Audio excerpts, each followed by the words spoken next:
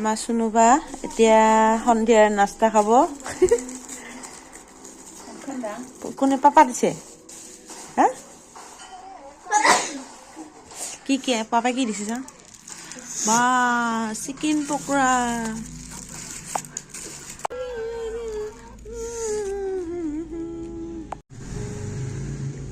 এতিয়া খুলি এনে কিবা খা গোটেইখিনি তুই কিয় ঢালবা লাগছা চকুৰ পানীও লাগিছে চাং কালাৰটা কেনেকৈ গৈছে আৰু খাই দে